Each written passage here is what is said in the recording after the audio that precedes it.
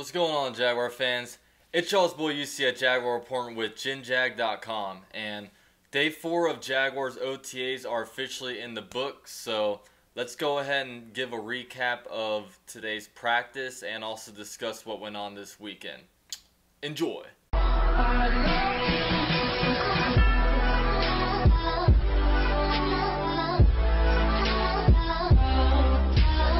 So Telvin Smith spoke to the media today, and as we all know, Telvin Smith is a very colorful, like opinionated kind of person. Yo, look, I'm gonna tell y'all right now, y'all suckers, bro. And basically, he went up to the podium today and basically discussed how he does not think this team is nearly where they should be right now, and I guess he just doesn't like the overall mindset of this team. Now, this is all coming from Telvin Smith. And Telvin Smith was a player who's in high school won a state championship and college won a national championship. Bruh, just remember where you come from. And since this is his 4th year in the NFL, going into his 4th year, and he's only been on just bad losing Jaguar teams. Come on, bro. Come on. And what this tells me is that Telvin Smith basically just wants to work his butt off right now because I feel like Telvin Smith is basically in training camp mode. And he's kind of concerned that the rest of the team is in OTA mode. Who y'all think y'all is? We are losing. And he made it a point in a press conference to say that basically you can't just turn it on once training camp comes about. Like, you have to, if you're going to make a new culture and you're going to provide a whole new identity to this defense, like, the work starts now. Like, they're on the field. They only have a certain amount of hours of practice before their first preseason game and before the first regular season game, so they have to really start doing their thing now.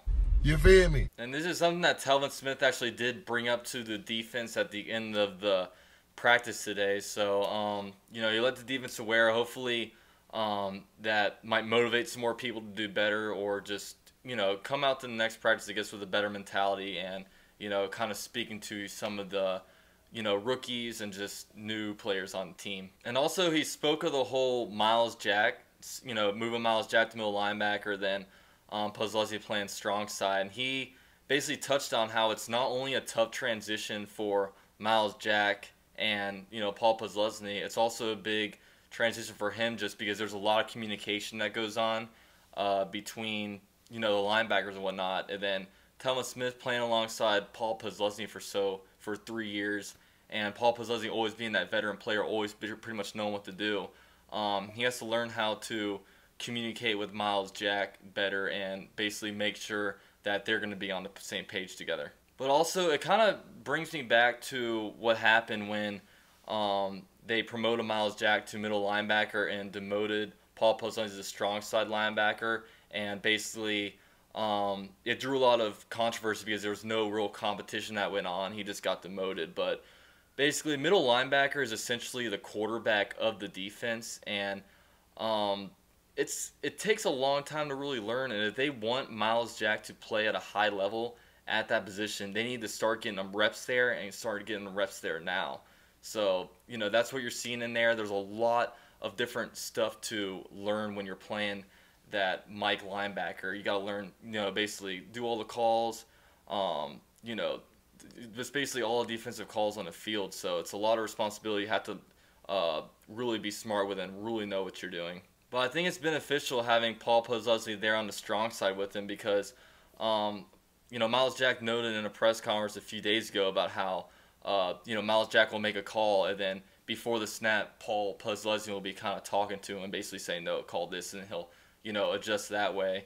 Having them on the field, having Paul Puslesny on the field with him, as long with Telvin Smith, is really going to help, I think, bring the best out of Myles Jack and hopefully make the transition to Mike linebacker a little less hard. Because as Telvin Smith said, we all know that Myles Jack is super talented and has a lot of potential, but the thing is, just because you're really talented doesn't mean you're going to be great. So you got to put in that work in a book. You got to put in the reps at practice to really be able to be a great player.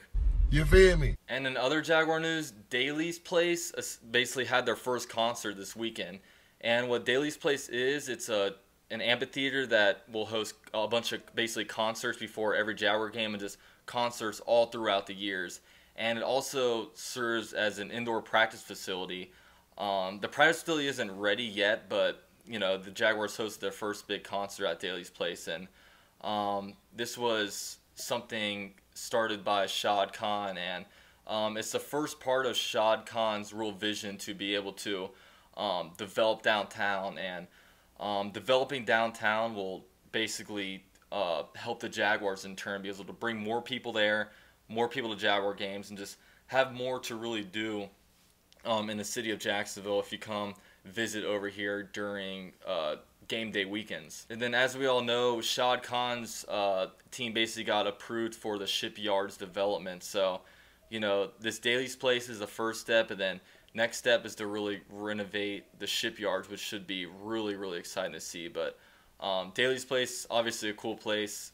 I really can't wait to be able to see that place for the first time. And just the last bit of news, I'll put up on a screen the list of players who did not practice today. Most notably was Marquise Lee. They don't disclose why any of the guys missed practice, just because these practices aren't really mandatory. So, they can miss it if they're injured, or they can miss it if you want to go to a Cavaliers game. But yeah, other than that, not really much news to note. The Jaguars will be back on the practice field for days 5 and 6 of OTAs on Thursday and Friday. So I'll come at you with another video either Friday night or maybe Saturday. But, I'll keep you guys updated on what's going on. And yeah, this is y'all's boy UCF Jaguar reporting with Generation Jaguar. Check them out at genjag.com. And I'm out of here. Peace out, Duval. Yo, look, I'm going to tell y'all right now. Y'all suckers, bro. You feel me?